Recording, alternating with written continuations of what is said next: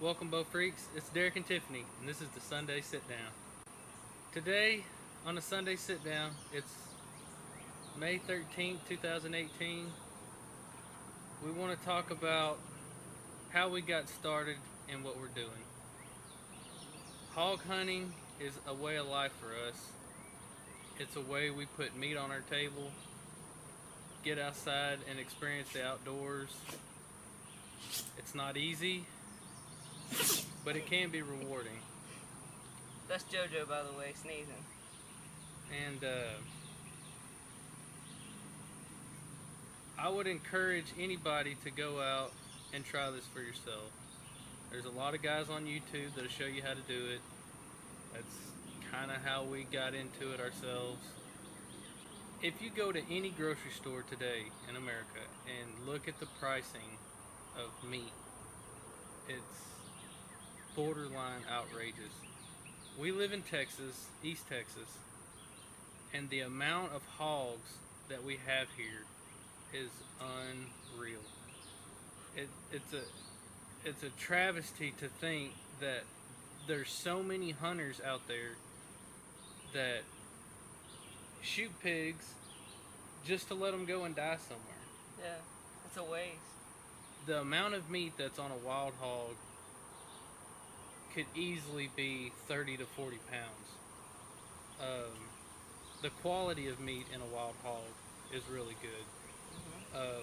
And just like anything, you can cook a good steak, you can cook a bad steak. It's not saying that the meat's not any good. It's how you prepare it. The handling from the time that you get the animal on the ground until the time it goes into your freezer, from the freezer onto your plate to eat it, makes a major difference. You can take something that would normally be gamey, and if you handle it correctly, it turns out great, and nobody would be able to tell you what they're eating or tell you that this was a wild boar, a 250-pound wild boar. They couldn't tell you that that's what it was. They'd have no idea that it didn't come from the grocery store like they ate last week. I would be willing to bet that 80% of the farmers and landowners would allow you to go in there and shoot them with archery equipment for nothing. Not to say they would pay you to do it, but they would almost be willing to pay you to do it. But archery equipment, it's quiet, it's very lethal, and it's safer for livestock. Like I said, it's safer for the environment in a sense of coming in on somebody's property unknown to a certain extent. If you can see what you're shooting at, you can basically see where that arrow's going to go and where it's going to land. And to me, it's a no-brainer. To some people, it's a little bit harder to get within shooting range of pigs, but that all comes with experience, a little bit of luck, and a lot of practice. What got us into wanting to harvest hogs the way we do, archery equipment for us is the same. We have livestock, we have cows, we have goats, and it's safer for everybody involved for us to shoot them with bows and arrows. But the fact that all this boils down to is, once I had all the investment put in buying my bow and arrows and broadheads and some camo equipment, it cost me $10 in ice when I shoot a pig. And we can get upwards, like I said, 30, 40, sometimes 50 pounds of meat depending on how big of a pig it is. And to say that you could go to a grocery store and get that high quality of meat for $10 is not going to happen. There's stigmas on wild hogs. There's stigmas on, I've heard stigmas on deer meat. I've heard stigmas on goat meat. All kinds of stuff. And it's not a disease stigma. It's a taste stigma, because people are like, oh, you can't eat this, it tastes gross. Well, the reason they have that is because the one time they did try it, the person that prepared it either didn't know exactly the best way to cook it, and it came out gamey tasting, or it came out tough. That's the main two things that I've found about how you cook wild meat. And that's a problem, and if you don't know how to deal with that, then the meat's going to turn out like some kind of rubbery jerky that you can't eat. well, that's going to turn somebody off on it. They're not going to want that. Or it's going to taste gamey because it wasn't properly handled when it was butchered. So there's ways to deal with this, and it turns out great. I can't stress this enough, that if you have the initial equipment ready to go,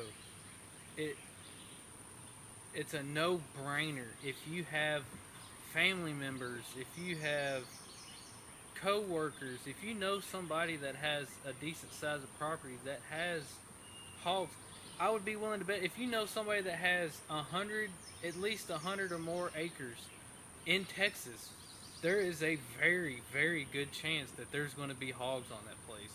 And it's not quite like deer, where it's could be a little hard to find signs of deer if they are in the area. If there's pigs in the area, you'll know it pretty quick.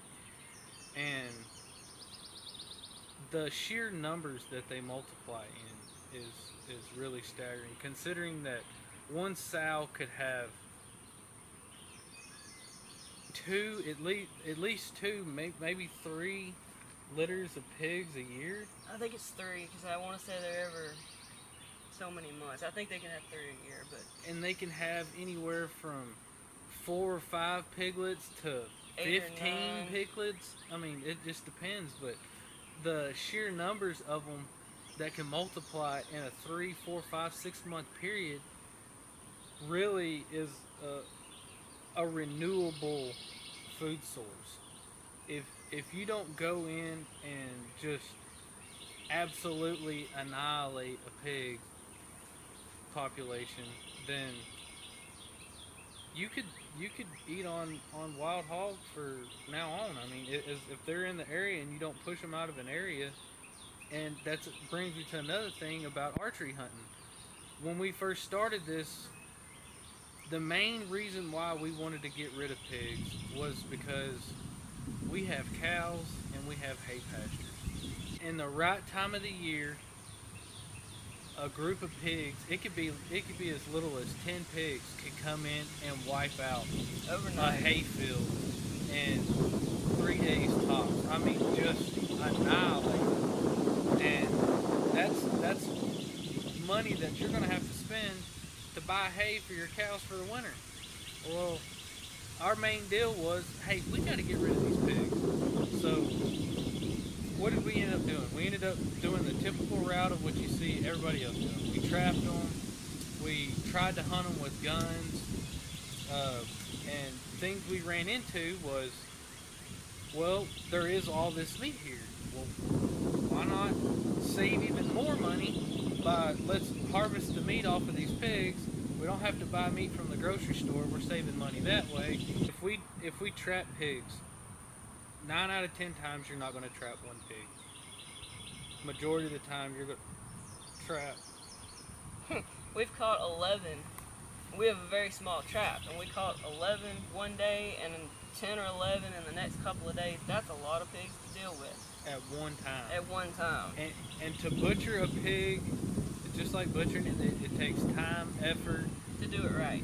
And cooler space, freezer space, money and ice. But to butcher 11 pigs at one time and having to store 11 pigs worth of meat in a cooler, it would take 7 coolers to try and do it if the pigs were, decent size. But if we tried to hunt them with guns, we found out that if the pigs were in an area and we shot at them with rifles, that if there was 15 pigs in that group, we might shoot one, we might shoot 2 of them, and then they would scatter. They wouldn't come back the next day or the next week or 2 weeks later. Or if they do, they come back at night. Right. Because you make them nocturnal when you start hunting them with guns specifically. But a lot of times what happened was they would come back 3 months later, and where originally there was 15 pigs, 3-4 months later they show back up and now there's 37 pigs. Well, how did we... We took 2 out and we gained 15 or so, because, you know, We made too much noise. basically is what it boils down to. And we've gotten it down now to where when we archery hunt them, I can put a pig on the ground, and I can sometimes the next night come back and they'll be back again and put another one on the ground. And not to say that that happens every time, but The potential for being able to do it in a shorter amount of time is better if you don't shoot with a rifle. we haven't killed a pig with archery equipment and not have them come back in the next week or 2 weeks yet. And that says a lot in a sense of keeping populations down, and not having them run off, have a litter or two, and then come back with a vengeance and tear up hay pastures again. And it's not just the fact that they're tearing up the hay pastures. You got to understand what they're doing.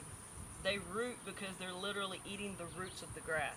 So when that ground's destroyed, they're pulling all the grass root out of it. So now what comes back is weeds. And usually like goat weeds and broadleaf type stuff. So then you've got grass in your hay pasture, and then you've got these patches wherever they rooted, and it'll just be junk. So you've either got to reseed it, basically is your only choice, or wait until the rest of the grass reseeds it naturally, so you're looking at a couple of years. You can't do that if you've got a bale of hay for cows. So you got to kind of stay on top of it and keep them from tearing it up to begin with. Because it's not just the fact you can't drag your hay cutter across it because it's going to, you're cutting dirt, you don't want to do that. Dulls your blades, wear stuff out. It's not just that. They actually take the grass from you, and it doesn't just come back on its own in a short amount of time. So that's a problem. Yeah. And another thing, the reason why I like hunting hogs is every animal for the most part has a season. Rabbits, squirrels, deer. There's no season on hogs. There's no restrictions on hog. You can hunt hogs at night. With anything. You you can, want to. You can hunt hogs all year long. And it's a great way to get in the outdoors and experience some fresh air. Sometimes you need to unplug from the hustle and bustle of everyday work and dealing with issues with money and dealing with your normal everyday stresses. Very rarely will you ever hear about somebody going into the deer woods or going into the woods and experiencing the outdoors and saying, I come back stressed out worse than what I did when I went in there. But all in all, I want to encourage all of you out there to open your horizons. Try to find a way to get in the outdoors, even if it's not starting out full-blown hunting, and even just to work your way into it. But the rewards are very good in the sense of how much money you can save on your table fare, the satisfaction that you get from harvesting your own animals and knowing where your meat and your food comes from. We're going to try and do this every Sunday and do a different topic every time and go into more details on how we go about hunting, our equipment, how we bring in the animals, maybe even delve into how we process the animals. Basically, whatever y'all want to know, ask us, and we will do our best to try to answer the question and show you what we do. Might not be what everybody else does, but everybody has a different way of doing things. So we can show you what we've done, where we've messed up. I mean, we're not professionals at this. This has been a learning experience, and you're constantly learning. That's also fun. So just ask us, and we'll try to come up with a new video and kind of answer some of your questions. Well, this has been a Sunday Sit-Down, and get outdoors and unleash the freak. That was a wrap.